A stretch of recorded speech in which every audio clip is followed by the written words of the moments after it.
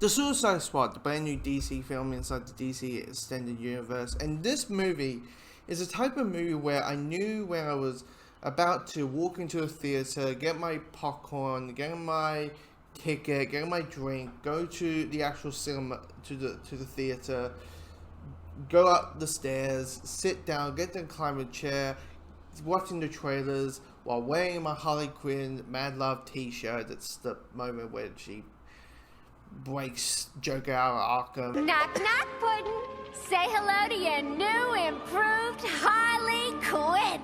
But I knew that I was about to watch at least a really good movie, and I wasn't wrong. This movie is really good.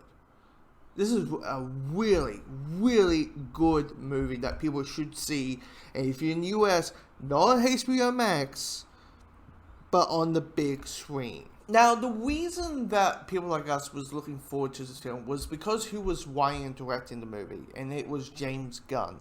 And if you don't know the name James Gunn, he did films like Sliver, he wrote, directed Super, but he also wrote and directed films that the general public would know more of him doing, and that is him doing Guardians of the Galaxy 1 and 2.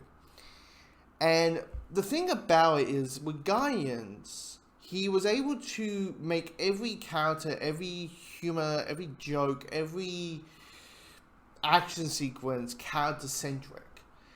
And what he was able, while still keeping all the spectacle stuff that people want to see with these big giant films.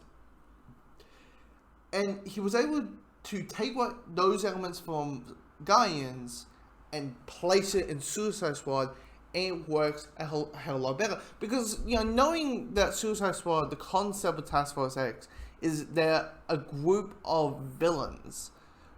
People who have done really terrible shit, getting forced by the government to do a mission for them, and if they don't do what they're told, they're going to have their head blown off because they have a chip in their neck. They have a bomb in their neck.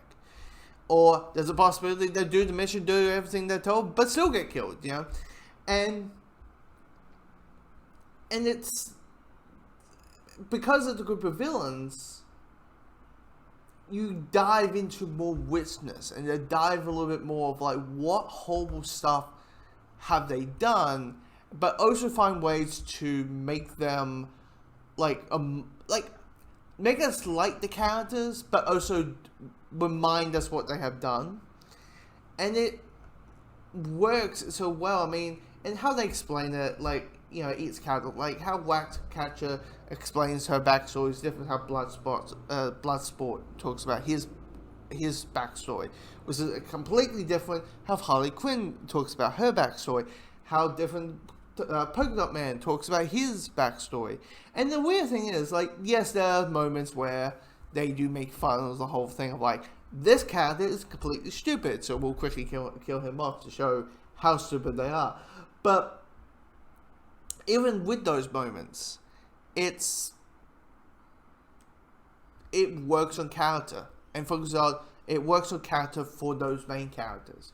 There's never a bad sight, never a bad scene. Now, the criticism I'm having, this is like a nitpicky kind of criticism, is that, you know, there's a lot of like, okay, we go through the movie, very, you know, flow and straightforward, and then we do the whole 8 weeks later, not 8 weeks, but 8 minutes later, a couple times, and I felt like it would probably work better if they just kind of just kept it like 2 minutes with these characters, and then we cut to these couple minutes with these characters, and we just jump back and forth, back and forth, back and forth, back and forward. For me, that would work better than just the whole, you know, because it kind of makes the film a little bit jumbled, a little bit hectic, a little bit, just a slight of it. But the writing is great, the humor is great. Peacemaker is, you know, knowing this character is getting a show works. I mean, it'll be interesting how they make a Peacemaker show.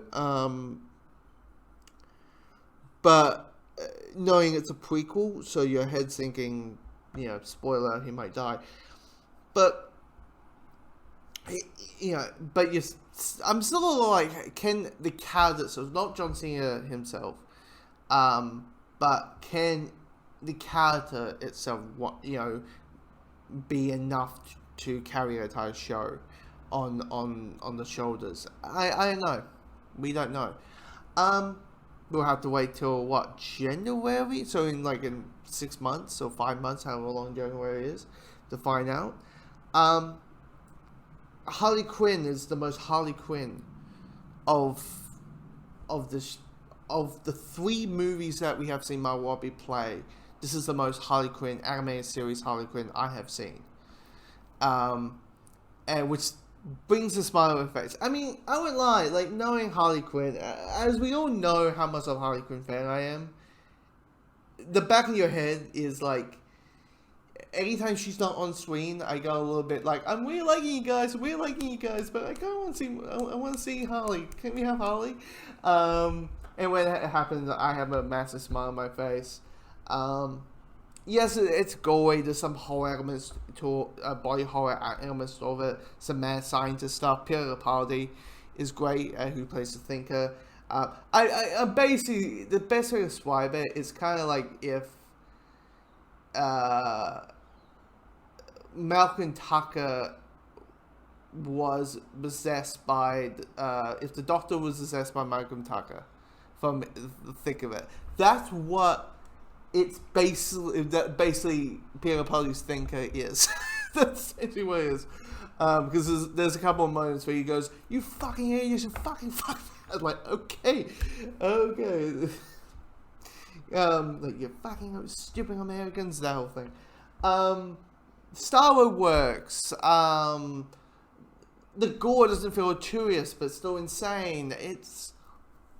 And knowing how gory this movie is, it isn't gonna be for anyone. If you're a person who's just fine with the casual, a bit of blood here or there, or a gunshot to the head and blood splatter, a bit of blood splatter, all that, and you're fine with that. But if you're not good with face whipping and a shark pulling up 2 people in half and the skin and the goo of the meat kind of sticking apart and all that, you might not like it. You might be I want to. If you're that person who's easy, feel like you're going to green, this movie might be not for you. But yeah, this is a win. This is a win for DC, for the DCU. Everyone's finally, because as much Birds of Prey gets, critically, people like Birds of Prey. Not many people like Birds of Prey. Wonder Woman 1984 is divisive, so it's good to have a DC movie. And, Snyder Cut people like, including myself. But Suicide Squad is back to form. DC has a win. Audience are loving it, critics are loving it, and if you go and see it on the big screen, if you can, definitely if you're in the US and have HBO Max, see it on the big screen. I'll let you know.